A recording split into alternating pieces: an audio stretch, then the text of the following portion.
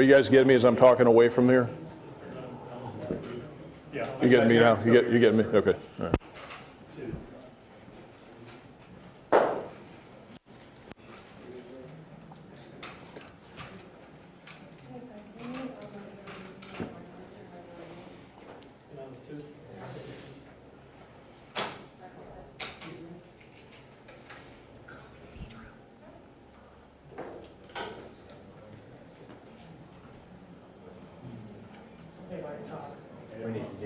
No, I'm okay. Just stall a little bit. Are all the lights on? They're all on right now. We're going to cut them when Yeah, but it looks darker for some reason. I don't know. First time we're testing the mic system too. So the official test was scheduled for Monday, a week from today.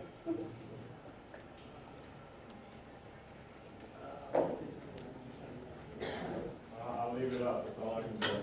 All right, I'm going. Hang on a second.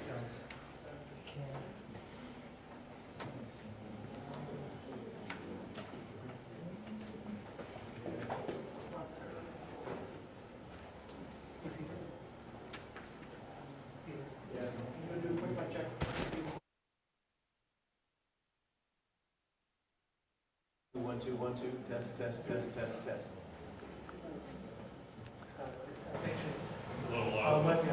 Well, let me stand where he's going to be. 1, 2, 3, 4, 5, 6, 7, 8, 9, 10. Test, test, test.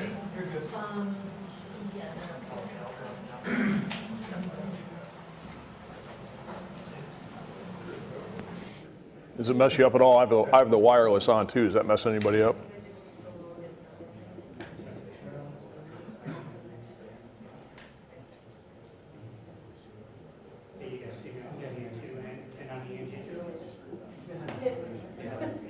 We've got copies of all this stuff for you guys.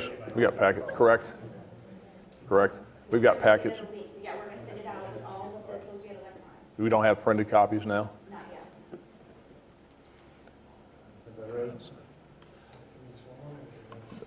The mic's on. Okay.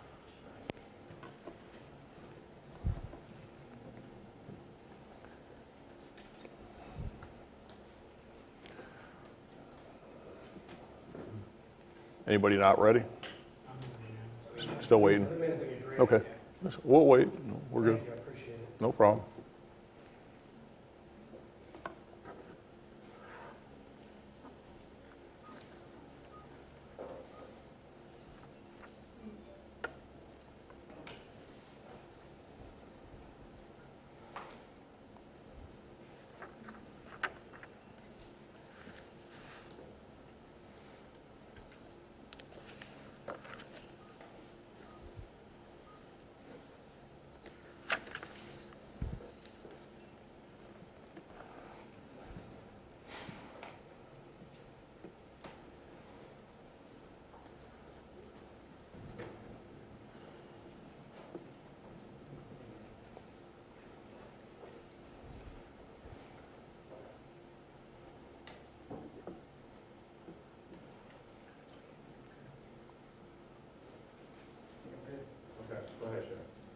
Okay.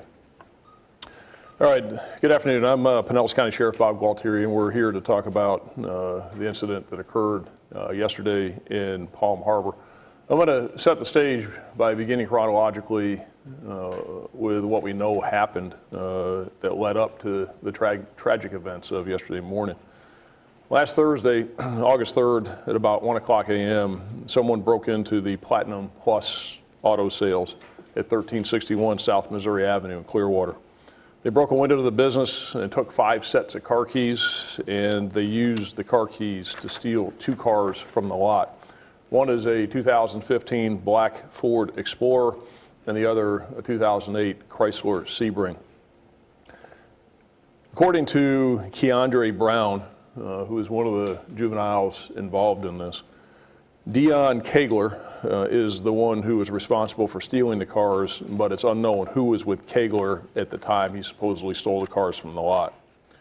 From the suspect's statements and other investigative means, we know generally about how these kids operate, and that the cars are stolen and stashed in public areas. like apartment complex parking lots until they are found by law enforcement, they're abandoned, or in this case, they crash.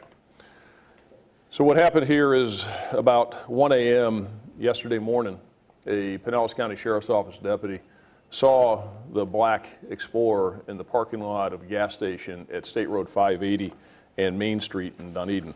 The deputy recognized the vehicle as being stolen because it was on a hot list that is daily distributed to deputies for vehicles to be on the lookout for.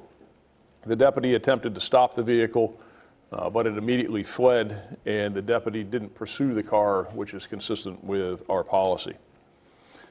We know from statements made by 14-year-old Keondrae Brown that he was in the Explorer at the time the deputy tried to stop it, and the other occupants of the car were Keontae Brown, who is his brother, and Keontae was driving, Jimmie, Goshey, and Dejarae Thomas.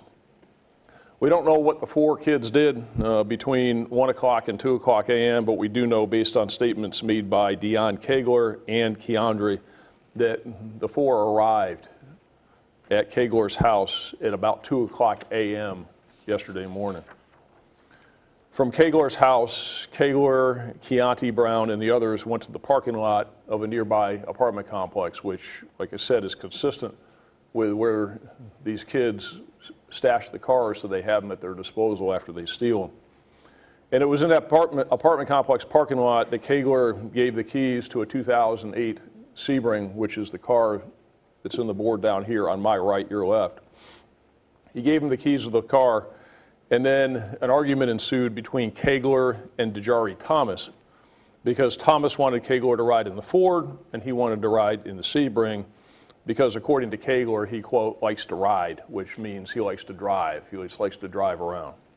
According to Kaigler, Thomas pulled a handgun from his waistband, cocked the hammer, and put it to Kaigler's head, telling him that he would ride in the Explorer. Kaigler stated that Thomas eventually put the gun away and agreed to let him drive the Sebring. They then went to Kamal Campbell's residence. They stayed there for a short time while all 6 of them smoked marijuana. After they left Campbell's residence in both of the stolen cars, the Ford Explorer and the Sebring, they went to a Wawa store on South Missouri Avenue in Clearwater. They gassed up both of the cars there, and we have video from the store showing they were at the store at 2:19 a.m. yesterday morning. They then went to Safety Harbor for the purpose of committing vehicle burglaries in residential areas. According to Kaigler, Campbell, and Keondrae Brown, they did what I refer to as the usual, and that is that one person drives down the street, the others jump out of the car, and they try every door handle they can find, and when they find unlocked cars, they steal whatever they can out of it. This is the usual and the method that they've used for years, the last couple years, that we've seen all the time. In fact, during this episode, at one point, one of them described that they were going down the neighborhood street. They put the car in neutral and just let it push down the street by itself, and they all jumped out to try door handles so they could get as much as they could out of the cars, which will maximize their assets, I guess. And they're doing this while the cars are all blacked out, and they were in Safety Harbor for a period of time. And the 3 admitted that they did commit several vehicle burglaries in Safety Harbor. They then saw the Pinellas County Sheriff's Office helicopter overhead. They became concerned about the helicopter and thought it might be time to leave Safety Harbor. But after a few orbits of the helicopter, it moved on to other areas. The helicopter was likely up there just on routine patrol. They thought that the helicopter was there looking for them, and it wasn't at that point, but they became concerned about it. But when the helicopter left, they decided to stay in Safety Harbor and continued their criminal activity in trying to burglarize more cars. At some point, they left Safety Harbor and decided to go up to Eastlake Woodlands and commit more vehicle burglaries in Eastlake Woodlands. We know they arrived at Eastlake Woodlands at the entrance off of Eastlake Road, north of the Target, north of the Boot Ranch area. And we know that because a Pinellas County Sheriff's deputy saw them at 4 o'clock in the morning with the Sebring and the Ford Explorer entering into Eastlake Woodlands. At that point, several deputies went to the area. They set up a perimeter. basically locked down East Lake Woodlands, and the helicopter was up overhead, and this time the helicopter was looking for him. However, they didn't have any success in finding him. But from what we know, based on statements afterward, the helicopter being there caused them to flee East Lake Woodlands. So they were there committing the vehicle burglaries. They did commit several vehicle burglaries in East Lake Woodlands. They saw the helicopter a second time and decided that it's time to go, and that's when they fled from East Lake Woodlands. At about 4:30 a.m., another deputy who had been on the perimeter established around East Lake Woodlands saw both the Sebring and the Ford Explorer southbound on the exit ramp for Tampa Road off of East Lake Road or McMullen Booth Road. It's all the same at that location. The deputy was behind both of the vehicles as it went westbound on Tampa Road, and he did not activate his emergency lights. According to the deputy, the cars appeared to be playing a cat and mouse game. He was behind the Sebring and the Ford Explorer, and the Explorer then accelerated around the Sebring, slowing down to the point where the deputy thought the Sebring was going to run into the back of the Explorer. So as they were going down the road, they were accelerating, slowing down, going around each other. The cars continued westbound on Tampa Road, and the Sebring slowed considerably in the area of Lake St. George Boulevard. At that point, the Explorer, while the Sebring slowed, accelerated at a high rate of speed. And as it continued westbound, the deputy became in a situation where he was in front of the Sebring but still behind the Explorer, and he was not pursuing the Explorer. The deputy made a U-turn on Tampa Road and was heading back eastbound. So if you look at the diagram that we have here, deputy sees them as they come off of McMullen Booth back here. We get to Lake St. George, and between Lake St. George and US 19 is where the deputy made a U-turn. So the deputy had turned off and was heading back eastbound when the Explorer continued westbound. When the Explorer got to the intersection of US 19 and Tampa Road, it had a red light. And based upon statements made by Keondrae Brown, who is the 14-year-old that was in the Explorer, as it approached the intersection of Tampa Road and US 19, the Explorer was traveling at between 120 and 140 miles an hour. He said that they slowed slightly, and the vehicle, which was being driven by his brother, Keontae Brown, went through the intersection when he had a red light at over 100 miles an hour.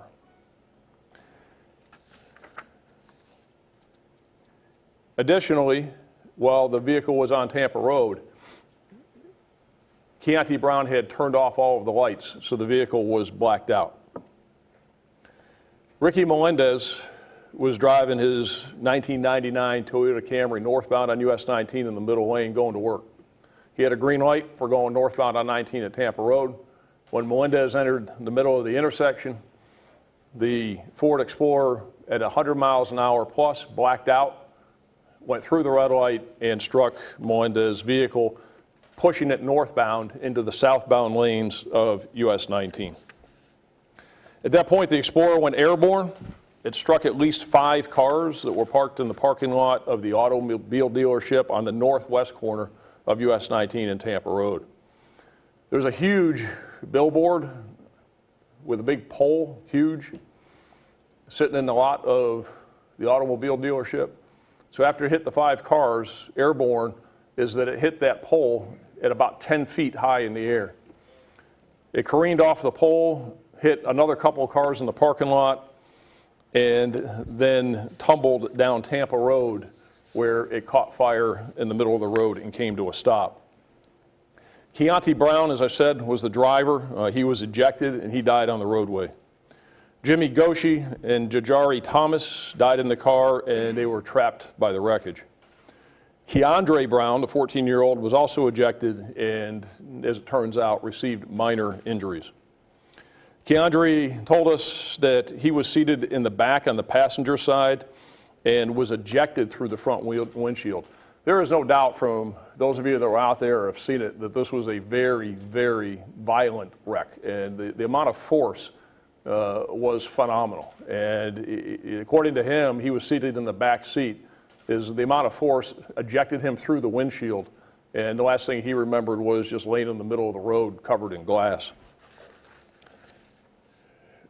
Thomas was the front passenger and Goshey was seated in the rear behind the driver. After the crash, deputies arrived on the scene. They attempted to extinguish the fire. We're going to show you a video of that. But due to the severity of the wreckage, they were not able to remove Goshey or Thomas from the car.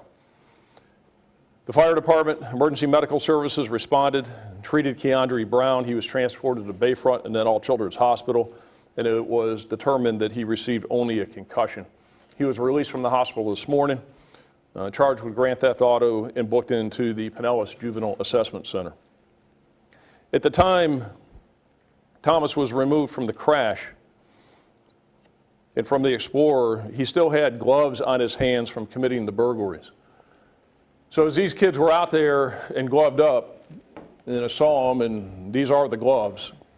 These are photos of the actual gloves that Dejarae Thomas had on his hands when he died in the back of that Explorer from doing the burglaries. We also found other gloves on the roadway, and they fled so quickly from the scene, from Eastlake Woodlands, and they were going so fast that they didn't even take their gloves off.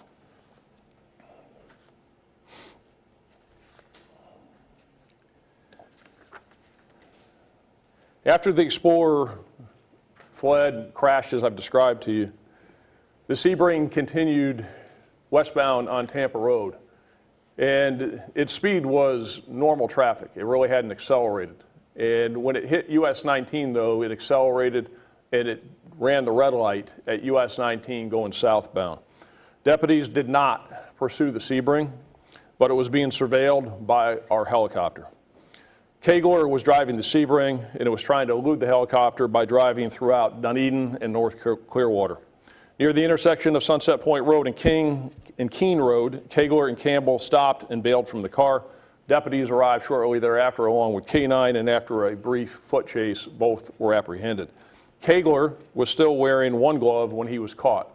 So again, in that car as well, they had gloves which they were wearing to commit these burglaries. Kaigler and Campbell dropped a backpack containing some jewelry and other items believed to have been taken in the burglaries. They also are believed to have tossed some items from the car while fleeing from the helicopter. Brown, Kaigler, and Campbell all admit to knowing that the cars were stolen, that all of the kids knew the cars were stolen, and their whole purpose in being in Safety Harbor in Eastlake was simply to break into cars and steal people's stuff. So at this point, we have 3 videos that we're going to play for you, I hope. And the first one is video from the Thorntons Gas Station, which is on the southwest corner of Tampa Road and 19. The next one is from the Ferrari dealership, which is a little bit further to the west. And then the third one, which has audio, is the dash camera of the deputy who was first on the scene who tried to extinguish the flames. So we'll go ahead and play the videos for you, and then we'll continue.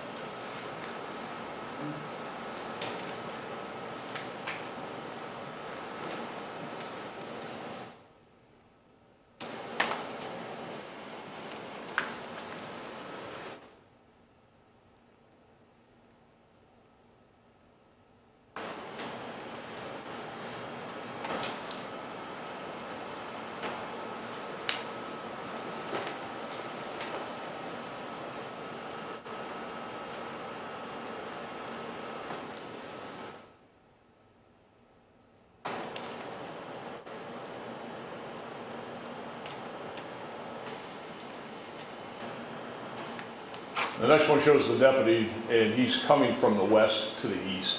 He's coming off of Belcher. He'll be going eastbound on Tampa Road. That's him showing up. And the next thing you'll see is from the dash cam in his cruiser, and that starts now.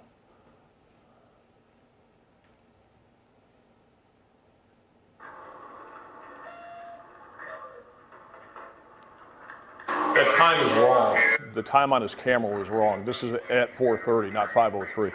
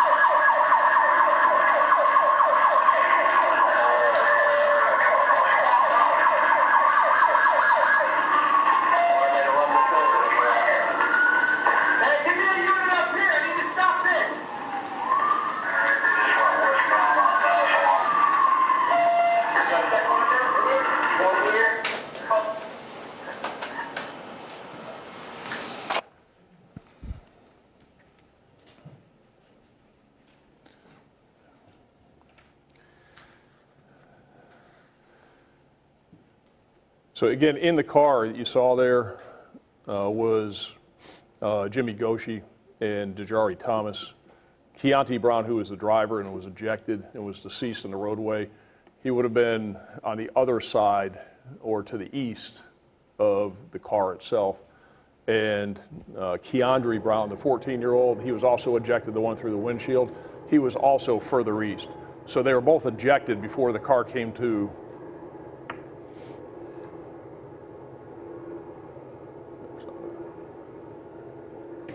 They were both ejected before the car came to a rest where it was.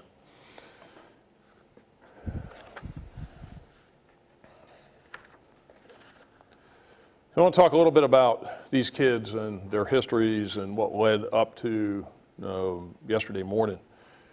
So all of these kids, all of them here, they all range in age from 14 to 18. And Kamal Campbell, as you can see, he just turned 18 last October. So he is barely an adult. Between these 6 kids, these 6 juveniles, who range in age from 14 to 18, they've been arrested 126 times among them. 19 of their 126 arrests have been for grand theft, stealing cars. They've also been arrested for violent and other serious crimes, such as aggravated assault with a weapon, firing a weapon in public, burglary of an occupied dwelling, fleeing and eluding, armed burglary, and robbery with a gun. 39 of their 126 arrests have been for violating probation. That means they're non-compliant with these non-jail sanctions for their criminal acts. When kids in Pinellas County get arrested, they go to the PJAC Center, as we call it, or the Pinellas Juvenile Assessment Center. It's an initial booking place, and they're held there for a period of time. It's kind of like the booking desk at the county jail. Once they're moved from the PJAC Center, if they're held in detention, they go over to the Juvenile Detention Center.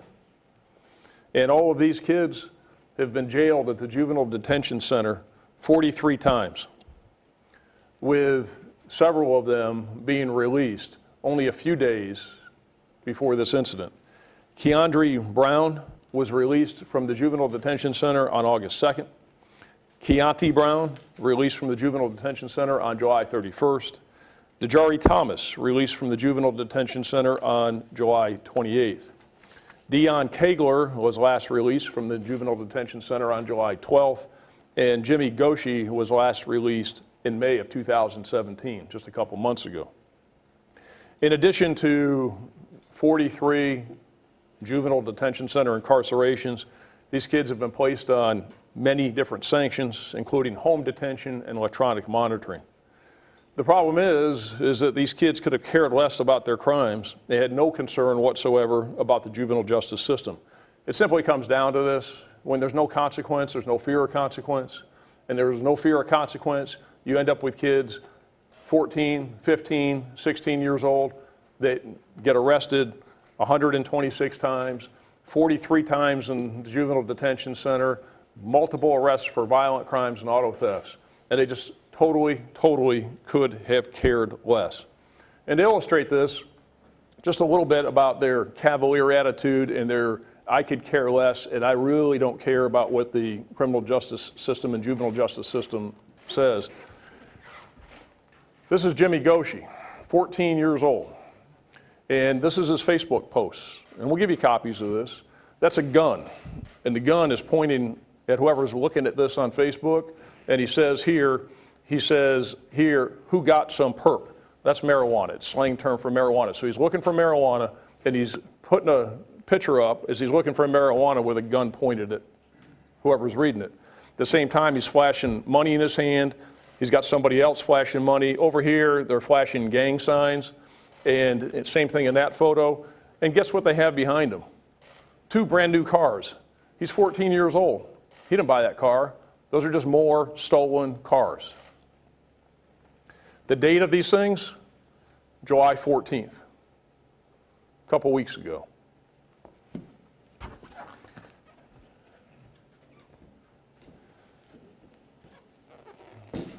Dejarae Thomas, this is the guy who took out the gun and cocked it and put it to Kaigler's head. Dejarae Thomas, this is on here from July 10th, posted on Facebook. I mean, I steal cars, but damn, y'all ain't taking it too far. Y'all taking it too far. Then he says the crackers want to direct file me, but it ain't gonna happen. He's talking about being direct filed as an adult and charged as an adult for all of these offenses.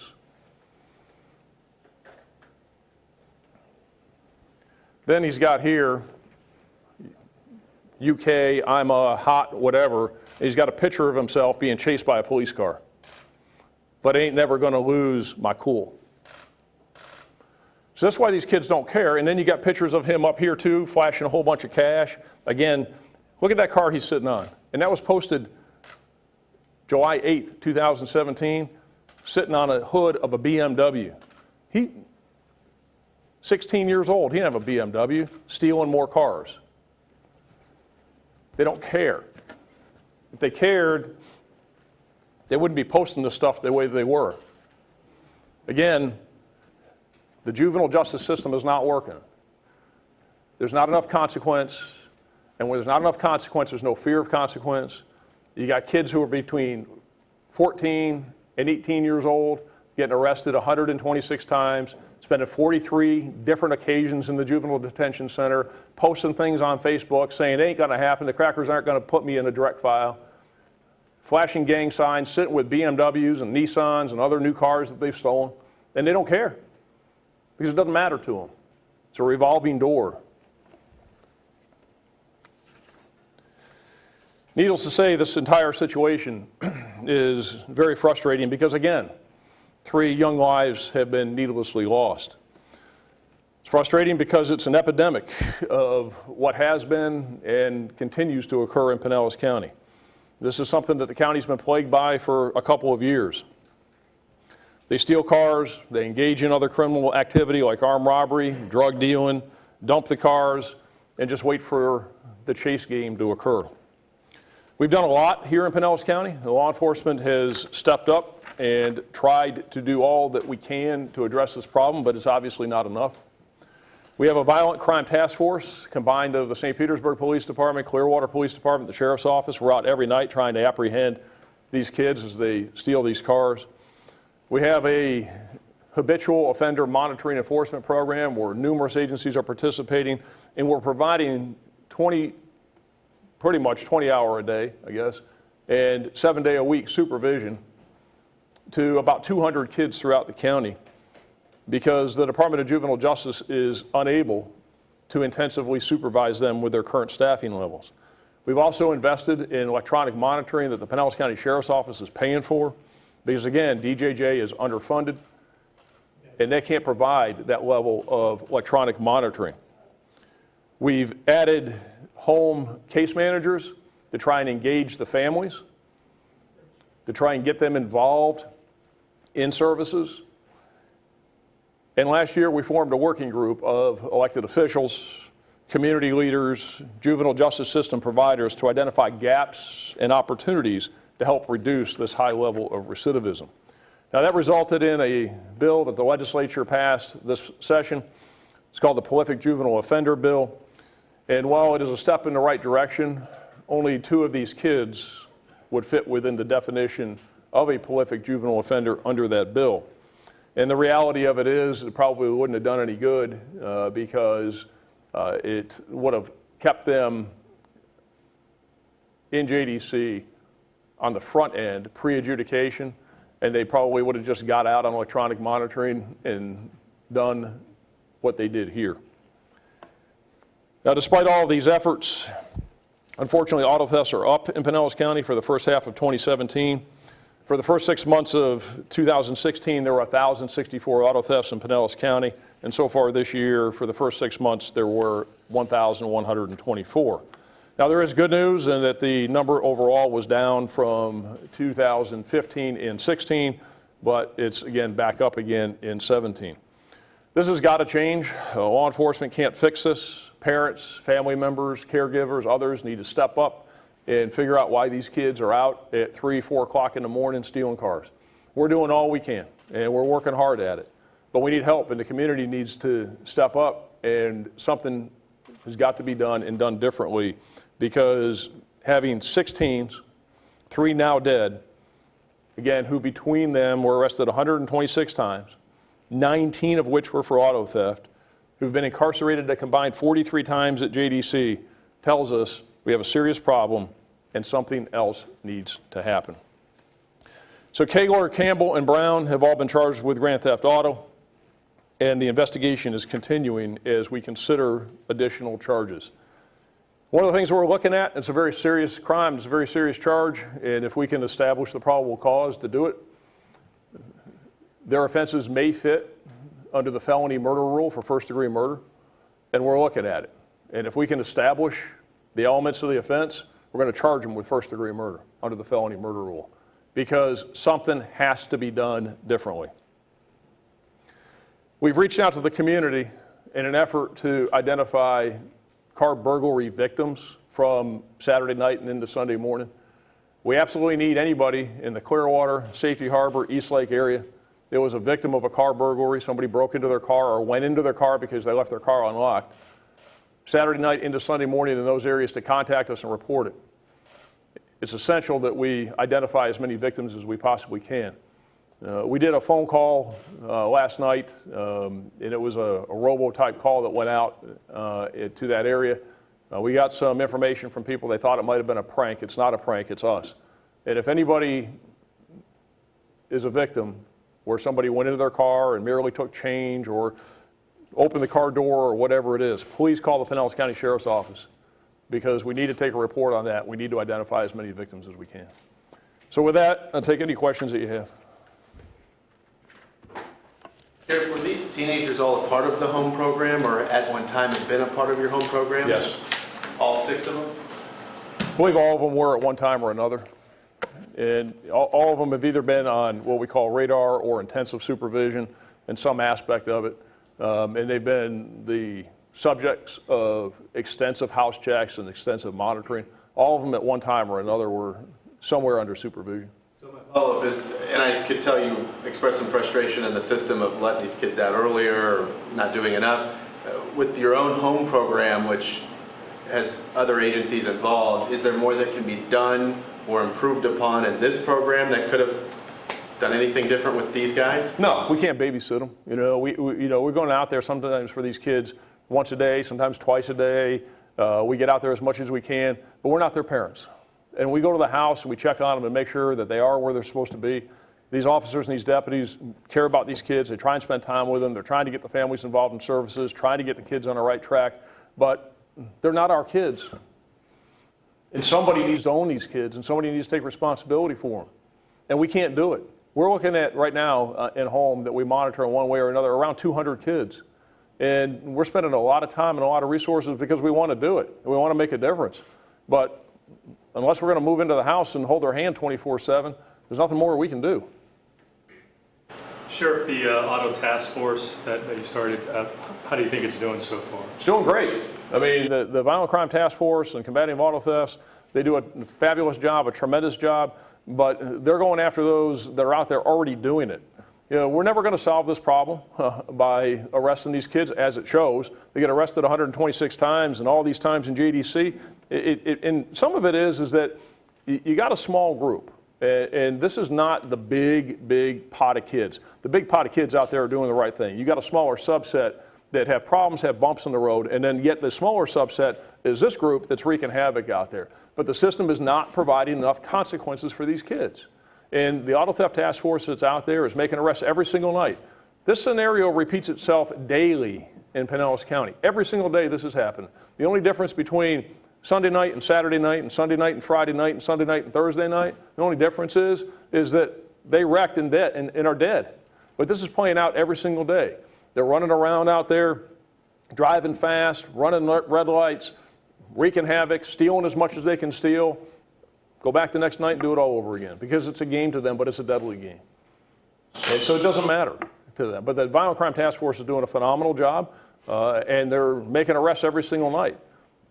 It's containing it, and that's why the numbers are down a little bit from 16 compared to 15, but it's not solving it. Sheriff, I have several questions. What's the speed limit in the area at which they crashed?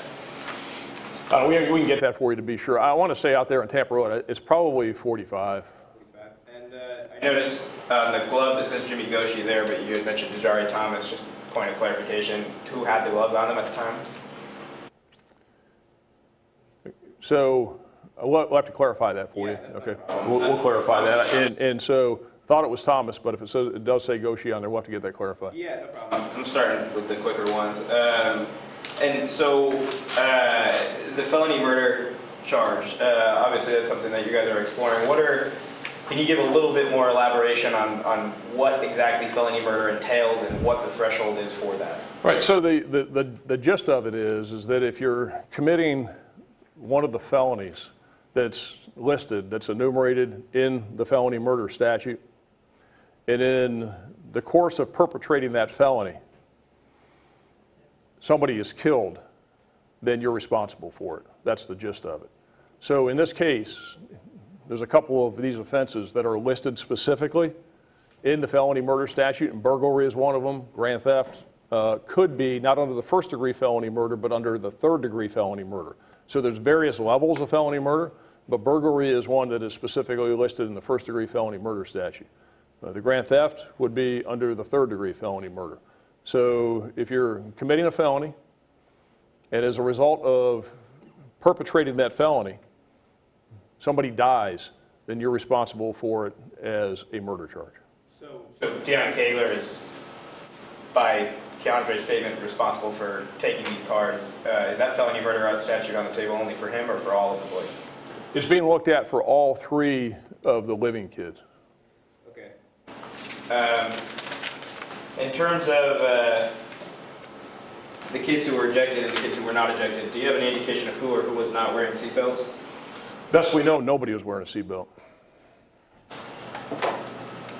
And the Ford Explorer, we had heard some mention from the original auto theft reports that may have had some sort of interceptor package. Was that formerly a police car? Yeah, well, yeah, it was. I mean, kind of ironically is that it is what they call a Ford Explorer Interceptor. It's black, had a spotlight on it, and was a police package vehicle that was on the car lot up there in Clearwater. And so was that previously used as a police vehicle? Or Actually, it was on consignment. There's an owner to it, and so it's on consignment from whoever owned it to that car lot. And that's something that they'd have to tell you, but I know it was on consignment. I know it is an interceptor package. I know it had a spotlight on it. Whether it was actually used as a police car, I don't know. Okay. Sheriff, were any of these high-profile units working that night, whether you're anti-theft task force or Omega or some of these street crime units, or was it all handled by patrol? This was handled by patrol. They weren't in the area up there on Saturday night into Sunday morning. What rescue efforts were taken to remove the kids from the car? I mean, we saw from that video, the initial deputy had a fire extinguisher out, where there's something like the job light brought in, or? Yeah, afterward they had to cut them out after the kids were, well deceased. I mean, they were deceased in there when the deputies first arrived, you could tell, and there was no way for the deputies to go in there. That was an absolute tangled. The bodies were intact. Yeah. And it was an absolute mess. You couldn't get in there. You couldn't pull them out if you wanted to because of how everything, just the violence and the way you can see from the car. You couldn't even, at first, when I first got there, you couldn't even tell it was a car. But there was no way to get them out of there. And so when that deputy was there with the fire extinguisher, were the boys talking at all? Were they dead on arrival? No. And Keondrae, did he try to run? No, he was moving on the ground. But no, he didn't try and run. There was no way. He was, at first, Washington, that's why he was in trauma alert and sent to Bayfront. They thought he was hurt very seriously and would have coming out of that wreck, but no.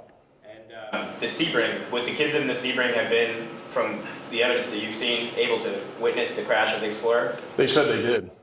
And what they saw was, they didn't witness the crash itself, so I'll be clear with that. What they saw was the fireball. And when they approached the intersection of Tampa and 19, they knew something was wrong.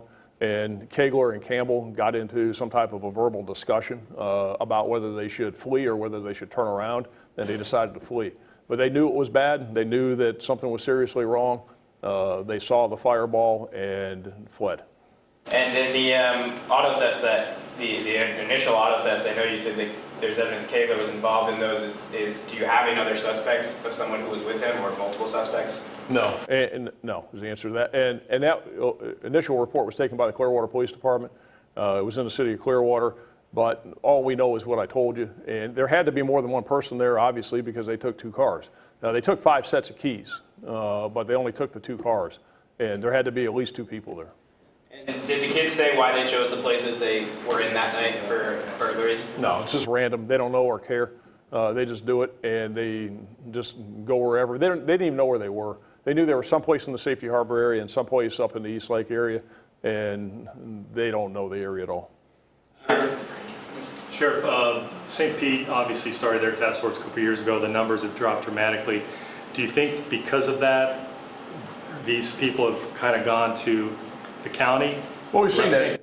We've seen that. Well, now, be clear with that. That's not the St. Pete Task Force. That's Sheriff's Office, St. Pete, and Clearwater. You know, we have a lieutenant, a sergeant, and 5 deputies there. Clearwater has a sergeant and 5 officers. Clearwater, and St. Pete does, and Clearwater participates. So that's a countywide violent crime task force. And we have seen some squeezing of the balloon with this. That auto thefts have been down in St. Petersburg and up other places of the county. We've seen that. We saw it significantly during one portion of last year where they were down significantly in St. Pete and up like 80% in Pinellas Park. So, and they were up in Palm Harbor. So the bottom line of this is this is a countywide problem. This is not a problem that is unique to any particular city or any location within the county. And what we know from the numbers in 2017 is we're up over 2016. And yes, the balloon does get squeezed. And yes, the Violent Crime Task Force does spend a lot of time in St. Pete, but they also spend time in Clearwater and they spend time in other parts of the county. But there is a displacing effect depending upon where they're working and where they're concentrating. Looks like from that photo, the Sebring was not spike stripped, the kids just abandoned it. No, they abandoned it and fled. Yeah, go ahead. How many cars they burglarized that night? No idea. But, they're going down the street. So how they do it is they get to a street, they turn off the lights, everybody other than the driver, and in one case they said the driver even got up as they put it in neutral and just let it coast. Everybody goes down the street and just starts pulling door handles. And if they pull the door handles and they find whatever it is they want to take, they take it and they just keep going until they get to the end of the street, they hop in and do the next one. Or they see somebody coming and then they flee. There's this practice that I find surprising around here that a lot of the used car lots will leave car doors open. I don't know why they do it, if people can like look at the cars at night. Is that something that you might put out a message on to discourage, or I guess it wouldn't matter if they get the keys? Look, this is such a problem, and the problem could be curbed. It's not going to be eliminated if people would lock their car doors. About 90% of all vehicle burglaries in this county, there's no forced entry. And we've talked about this and talked about it and talked about it. We beat the drum on this. We've done everything from public service announcements to community meetings to neighborhood watch, you name it, we've done it. And people just don't lock their car doors. Just a little review because I got caught up at different points. Were all 6 kids together the entirety of the evening? Did certain kids, who was there when? So at 1 o'clock in the morning when they're in Dunedin, is Kaigler and Campbell were not there. So when they're in the Ford Explorer, it was the Brown brothers, Goshey and Thomas. And they were all together until 2 a.m. When they went over to Kaigler's house and then picked up Kaigler and picked up the Sebring and then go to Campbell's house and smoke marijuana. And then at that point, from 2 o'clock on, they're all together until this happens. Were any marijuana or drugs recovered from the crash scene or Thomas's firearm? No, and no. We can't find the gun. And so along the lines of that question, did anybody other than Kaigler confirm the gun story?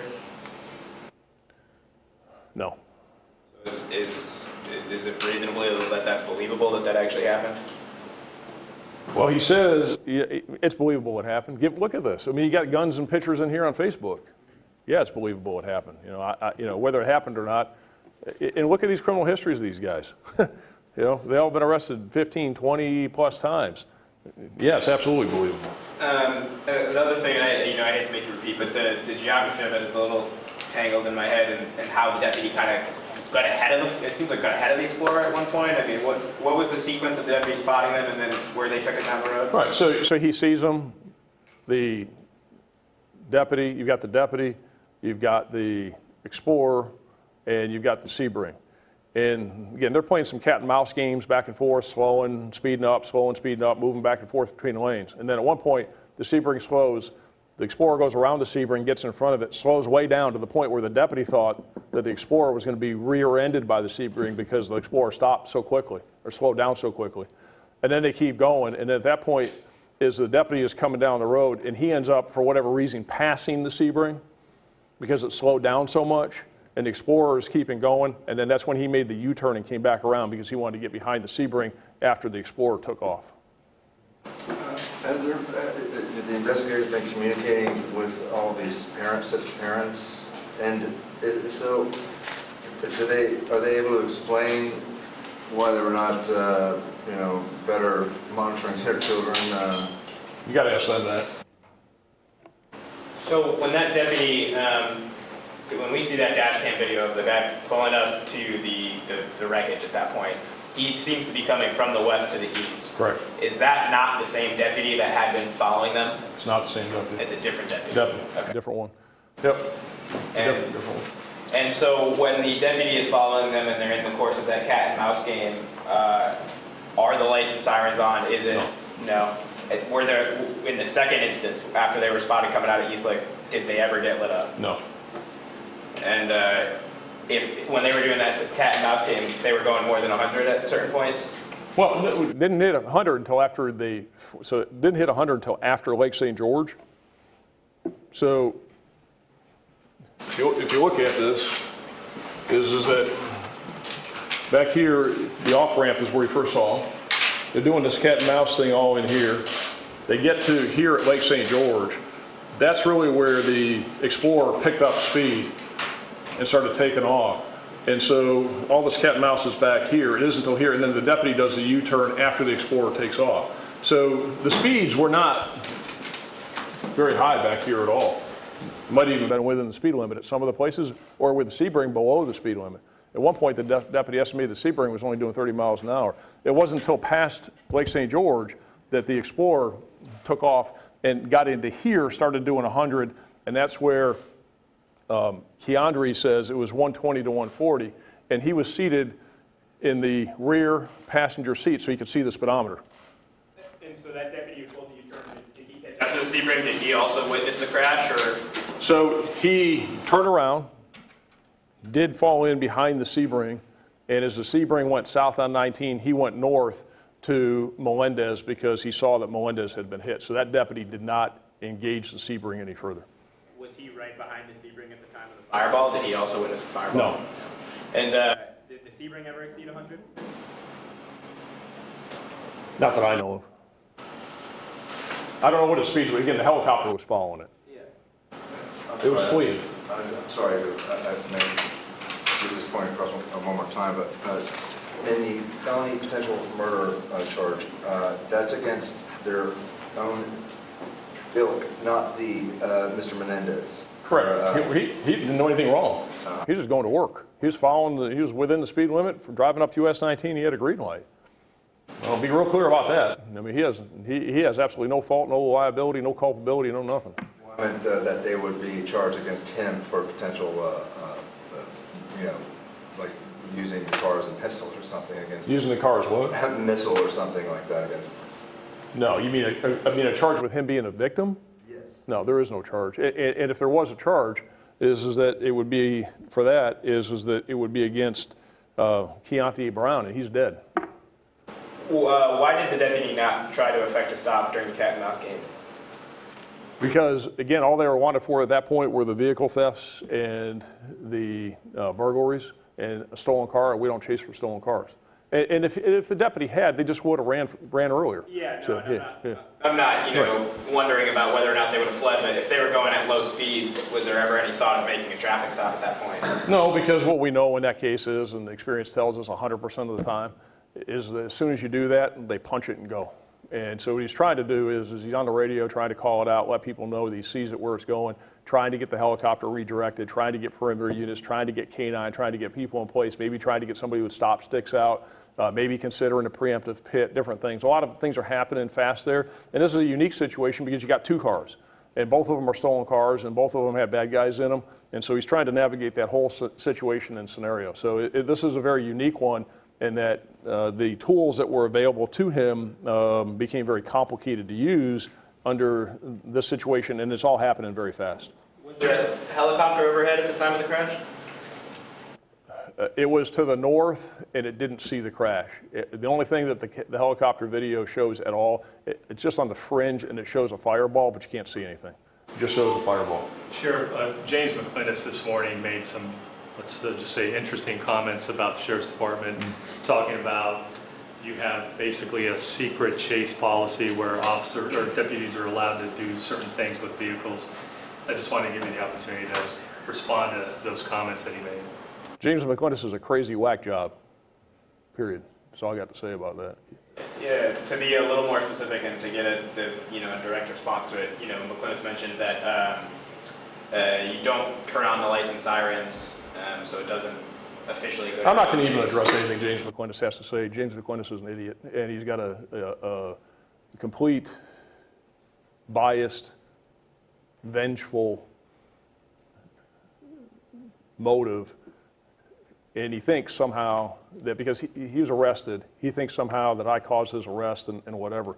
It doesn't even warrant addressing anything that man has to say, because he has no clue what he's talking about. He has no law enforcement experience. Go look at his website, and when he puts pictures of me dressed as Hitler and the Ku Klux Klan on his website and Facebook page, that tells you all you need to know, and I'm not answering more questions about him. Has the DJJ secretary or anybody from DJJ been in touch? Yes. Sheriff, do you think you were staffed adequately in the north end last night? If you had more units, more specialized units, would have made a difference? No difference. We had plenty of staffing up there. No difference whatsoever. All these statistics that have come out, over the last, I guess, couple of years, but more recently in this year, why is Pinellas County such a hotbed for this versus other places in the country that you might think would be on the radar more for this kind of thing?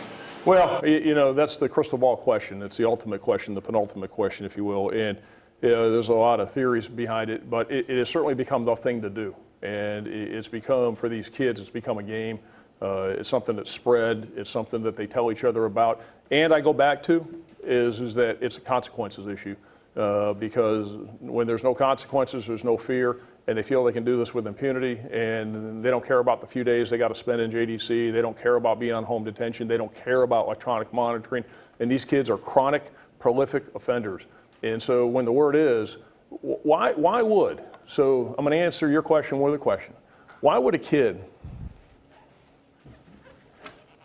and this is Dejarae Thomas, why would a kid who's been arrested all those times, 15 times at 16 years old, post all that stuff on Facebook if he cared and if he thought there were consequences for his actions? And the same thing here with Goshey. He's been arrested 27 times. And at 27 times, he's willing to post a picture with a gun pointed at you. He wants marijuana. He's got all his money that he's making from his dope dealing, and he's posing with 2 stolen cars. So why do we have a problem? That's why we got a problem right there. To ask the question directly as well about the camera and the time wrong, is there any indication why the time is off on that? He just not set right. Okay. Just human error. And I'm sorry, what approximately, again, the time of the crash? 4:30. 4:30. And when we mentioned the stats behind these kids charged, I know there's something we can look at. We said, I think, 19 grand thefts. Are all those grand theft auto, or are they grand theft of any type? Best I can tell, they're all grand theft autos.